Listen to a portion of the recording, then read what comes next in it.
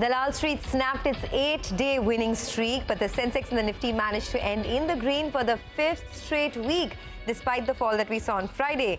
But what's the road ahead? Hello and welcome to Editors Roundtable. I'm Sonia Shenoy. With me today, we have my editors, Anuj Singhal, Prashant Nair, Ekta Batra. Folks, it was a great week. I mean, you can't deny that, right? Although Friday was a bit of a dampener, but nevertheless, 5-6 weeks, not just for us, but for the global markets as well. Are we up for the week? I mean, because it became touch and go towards the end, right? Marginally, just about there. I think the other key highlight for this week was that this is the last of the truncated weeks, right? So the long weekends, we won't get them anymore. We have one more holiday in August. We have a holiday at the end of the month. Yeah, but jokes aside, very sort of interesting bit of price action on Friday, Sonia. We spoke about it this morning as well, that, from the risk-reward point of view. But let's see next week, what do we have? But the price action on the Friday market was quite interesting. And give and take everything. I mean, we're still 4%, 3% away from all-time highs, right? So that just goes to show that this is a buy on dips market. Whether people want to believe it or not, there's still a FOMO feeling. I know a lot of people are saying, oh, this is a stealth rally or whatever you want to call it. But give and take everything, we're still very close to all-time highs. We are, but, if you ask a runner, the last bit is the toughest. Just when you can spot the finishing line, that's when things get I take that point because, people have moved completely to one side now and opinions follow prices. Prices have been moving higher, so it's become a bull market. I mean, people are now calling it a bull market. It's a new bull market. Or for some, the old bull market never ended. This was just a correction. And it's possible, it's true. But I think Friday's close, we've ended below, I put this chart out last week, the trend line, which is from the all-time high of 18,604. Today, on Friday, today, we've ended just below it. I mean, about 50-60 points under it. Yeah. So I would say it's touch and go. It's possible that there is some more retracement in terms of prices, some more pullback. That kind of a thing. But just on that point, this week we saw the first FII sell figure as well come through. But is that a point of concern? Because that's the first time since the 27th of July. Because of a large trade. So that momentum has to sustain for us to actually even sustain those levels. Yeah. Okay, but on the market itself, overall, I mean, things were good. Then they kind of petered off a little bit. What are the big cues to watch? Yeah, Sonia, the issue with this market is this is a market in which markets move in one go. There's no in between, it's either bull or the bear. This market just moves one way. In that sense, the Friday dip looked a bit sinister to me because it wasn't bought. And there was a very important call that we had from Lawrence Balanco, who's making this point that the market in India has triggered an exhaustion signal. He's using DMARC signal. DMARC signal is one of the most used technical signals. And the reason he's using it is that a similar exhaustion signal was seen previous 3 tops. If you see the last 3 times the markets topped out, starting from October 2021, the same signal was witnessed. What's that signal? That signal is the RSI, the 14-day RSI on daily charts. I think Prashant has been also talking about it. It's moved to 83, 84. That's some kind of toppish signal. Now, that's theoretical, of course. Let's see if, this actually translates into the market topping out. One day, of course, doesn't, one swallow doesn't make a summer. But that's something that you got to keep an eye on. The other interesting bit that I read over the last couple of days is that in the US, there has been some heavy institutional selling for 2 days, which the market has ignored. In fact, the hedge funds are now sitting on $107 billion of shorts in S&P 500. Now, do these shorts or do these hedge funds know something which we don't? Or are these shorts going to be trapped and the market is going to make another one-way move? I think it's going to be fascinating. The reason I say this is going to be fascinating is the price point at which we are right now, both for US markets and for us. If we turn from here, we will make a lower top. Last time, post the Ukraine war, the market topped out at 18,200. So if this time we're topping out at 18,000, then we would definitely make a lower top. So that's the risk at this point in time, but that's just because of one day's price action. We need to see more over the next week or so. If we start to see more declines and those declines not getting arrested, perhaps that theory will play out. But Prashant, some very interesting fund action, right? I mean, it's extremely interesting. Frenzied, right? The fund activities, what we are calling it. So let me just quickly tell you and go onto the big wall and tell you, what we've actually seen in terms of the sort of fund action, the deal making that we've seen at a very, very fast pace. So I counted the numbers. It adds up to $4 billion worth of deals that we've seen over the last 1 month. So this is actually not even full 30, 31 days, working days. It'll be less than that. So $4 billion, I mean, it's a large figure. So, maybe I've missed out many, but this has all the prominent large ones, right? Most of these are block trades where there is one entity which is selling and, I mean, maybe one on the other side or many entities buying. Look at Zomato. That was right at the beginning of August, 3,100 crores worth of block, which changed hands. Where is the Zomato share price from the time that the deal happened? The deal was struck at 50 rupees. If you take the current market price, Zomato share price is about 29% higher from that price. So not only did a very large block trade happen, the price has moved up since. You look at HDFC AMC, another block trade, 12.6% higher, the share price. It was a 2,300 crore block trade. AU Bank was a QIP worth 2,000 crores. Again, we are higher. Lodha, which is Macrotech, 1,000 crore block trade. 10% is the price change since then. Crompton Consumer was a pretty large block trade as well. That's 800 crores. Yes Bank is a preferential issue, but I've included that purposely because, I mean, for an entity like Yes Bank to raise 8,000 crores was maybe 2 months back, 3 months back unthinkable, right? But it's done that, and marquee investors have come in. Sona Comstar, block trade of 4,900 crores. Max Healthcare, of course, the most recent, 9,200 crores, the larger and the more recent one. And CAMS, of course, that we saw on Friday, 459 odd crores or so. So just what are some of the takeaways, at least for me, from what all this data? Large blocks, QIPs, preferential issues are a frequent occurrence now. So in a way, the market, which was closed for these kind of transactions, is open once again. Average stock price gains of all those 9 deals that I mentioned, from the strike price, the deal price to the CMP, is about 11%, which is not bad.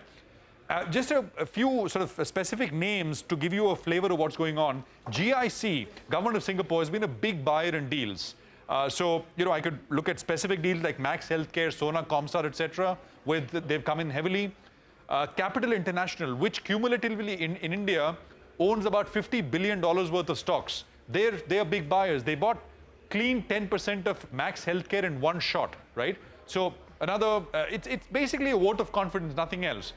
Even, I mean, as I said, Yes Bank, right? Unthinkable 3 months back, but they've got commitment from a player like Carlyle, big number. And of course, other old investors like Fidelity, GQG Partners, etc. They've been buyers as well. This is a number I put out earlier this week on Twitter, but I think it's a relevant one which many are asking.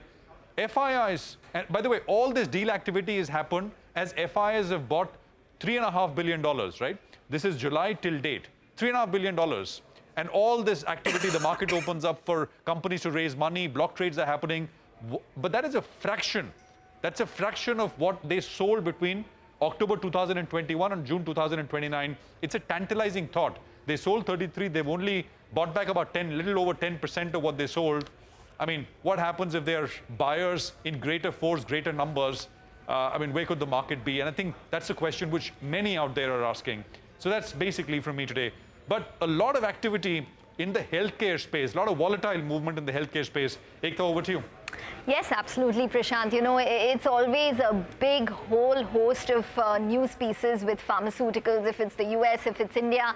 And this entire week, there was a lot of news flow which came in from the US. In fact, it was particularly on a settlement of a drug which we have very commonly used in India, still use, as well as the US, which is basically ranitidine, or the gas-reducing or acid-reducing drug known popularly as Zantac in many countries. Now, what exactly happened was that there was a settlement which took place in the US with generic pharma companies such as Sun Pharma, as well as Dr. Reddy's, as well as the likes of Teva in the US, etc., where they paid around $500,000 to a person who claimed that he got cancer because of the use of the generic version of Zantac in the US.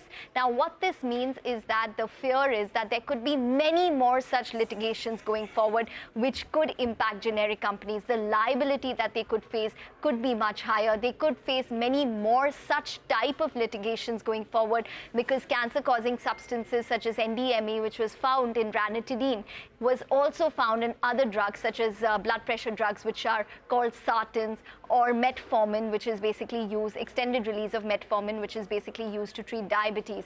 So the fear is that this could be a long way ahead. Stocks such as Sun Pharma were also in focus because of the Halol facility. The Mohali observations came out. Then the Halol plant was also continue to be classified as an OAI. If you talk about valuations, you know, there is a correction which has taken place, but some stocks such as Sun as well as the likes of Cipla continue to be resilient. But Sonia, you're watching the entire auto space. It's been, you know, absolutely spectacular in terms of the number of cars being launched in 2022. Absolutely. And the one that stood out was the little one from Maruti. It was, but before that, you know, I mean, it's scary, right, to think that you go out there and you buy an OTC drug and then you get cancer because of that. I mean, aren't medicines supposed to cure your disease? And you, I mean, that's perhaps what's the latest. You know, there's so many points of contention on that. But yes, it's extended use over a period of time. But GSK has come out clearly and said that, you know what, we've got scientific evidence that there's no correlation. So the debate is still out. But still, there are settlements which are taking place. Okay, well, that's on the pharma space. As you said, auto stocks were in the fast lane this time around. So I'm just going to move over to the big wall to tell you, in case you missed out on the action this week, here's what took place. Now, it was a fresh 52-week highs for a lot of auto stocks this week. And, you know, any stock you pick, I mean, you hit a dart in the dark and you'll sort of get through to a 52-week high on that stock. M&M, Eicher Motors, TVS, Apollo, these were just 4 that I picked that hit fresh 52-week highs. In fact, M&M is now the biggest gainer in 2022. It's up 50% in this year already. Eicher Motors is up about, about 10% in August so far. TVS Motors up about 60% this year. So it's really been a spectacular move for the auto stocks. Now, it was a big week of launches, as Ekta was saying. You know, the Alto K10 was launched by Maruti, but M&M was a big showing this time. 5 new electric SUV concepts launched. The launch will, of course, be in December of 2024, but they unveiled these new electric SUV concepts. They're looking to launch the XUV 400 in September as well, so that's going to be the big launch for them from M&M. On Friday, there were reports that they're looking to acquire General Motors plant in Talegaon in order to further their expansion plans. Now, Maruti launched the Alto K10. It's at a very, very affordable price of 4 lakhs. I'm going to ask my colleagues if they're looking to sort of, you know, upgrade their car portfolio or not. But apart from that, the space that did very well this week was tires. Now, there were 2 reasons for that. One, of course, all these new launches will require more tires, so more business over there. But the other thing is rubber prices were at 19-month lows, and that's a big positive over there. Apollo Tyres hit a fresh 52-week high as well. And Nomura put out a note where they said that a 10% drop in natural rubber and crude derivatives can improve Apollo Tyres' margins by almost 170 basis points. So pretty good over there. But the only problem is that the valuations look a bit steep now for some of these auto stocks. I just want to put the valuation picture on board. If you look at Bajaj Auto and Hero Moto, they are still trading at historic valuations forward. So 15 to about 17 times. That's not a problem. The one is TVS Motor, which is looking quite steep compared to peers. So a little bit of concern there. Eicher Motors as well, trading at almost 28 times now. And finally, we'll go to, you know, some of the passenger vehicle makers. M&M, Maruti, trading at 20-25 times, much higher than their historic averages. And then you have Ashok Leyland and Tata Motors, which still seem to be, you know, realistically priced over there. The most expensive of the lot, according to me at least, now are M&M as well as TVS Motors. So this is what happened as far as, you know, the auto space is concerned. It, of course, has been a terrific ride. But let's do one thing. Let's take a quick commercial break on that note. When we come back on Editor's Roundtable, we have a guest joining us to help us discuss all the big cues. Pramod Gubi will be with us in a minute.